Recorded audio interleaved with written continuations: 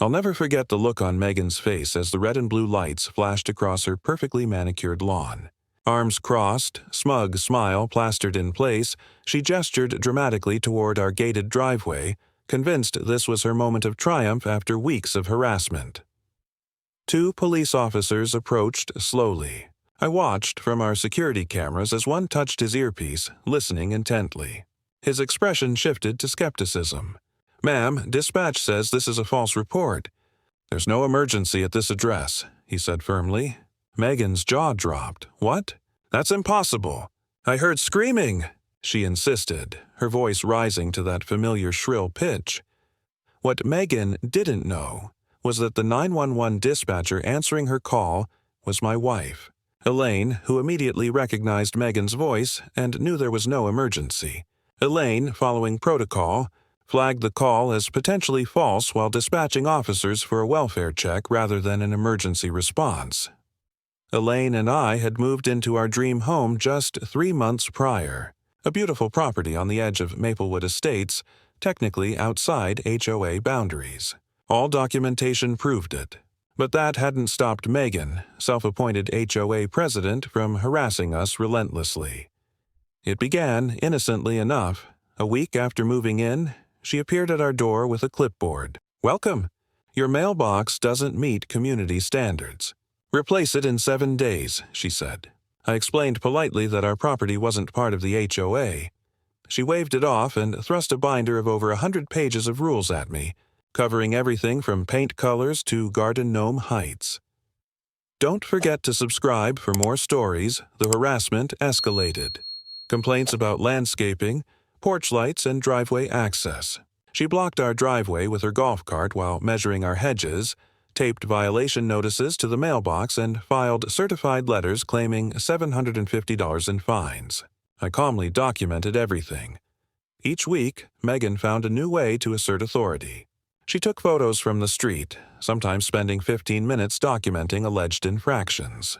She would hover at the edge of our property, muttering into her phone, presumably calling friends to witness her inspection.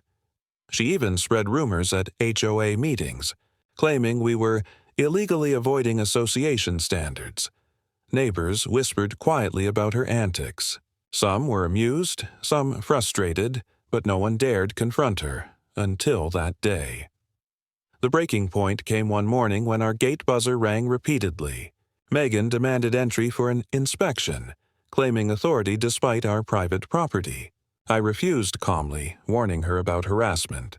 20 minutes later, she called 911, claiming screams and a possible emergency.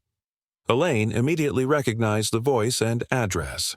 Following protocol, she flagged it as a false report while dispatching officers for a welfare check.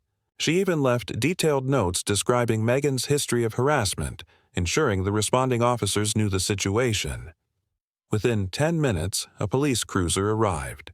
Megan rushed to the gate, pointing dramatically at the house.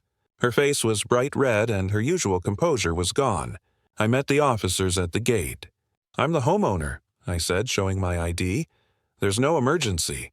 This woman has harassed us over HOA rules that don't apply." Don't forget to subscribe for more stories.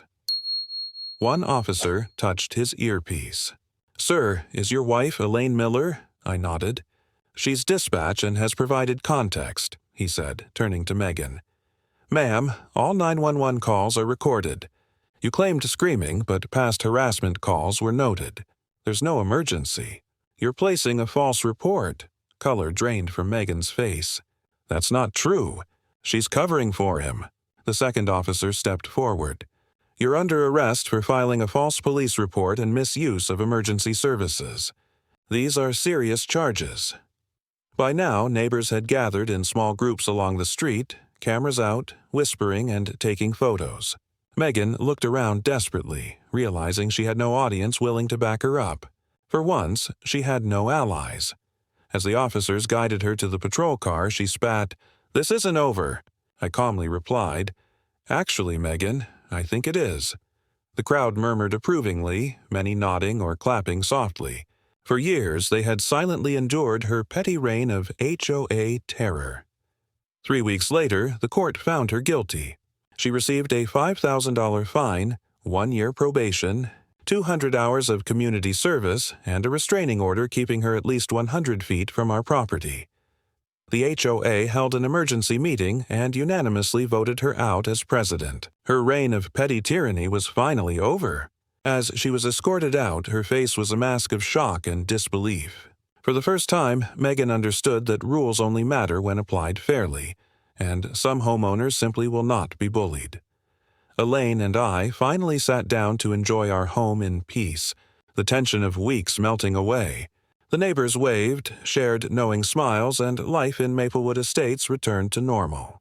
Even weeks later, I'd occasionally catch a glimpse of her from a distance, still flustered and defeated, a cautionary tale for anyone tempted to wield HOA power irresponsibly. And as I locked our gate each evening, I felt the quiet satisfaction of victory. Sometimes patience, preparation, and a little help from a clever spouse are all it takes to put a bully in their place. Don't forget to subscribe for more stories.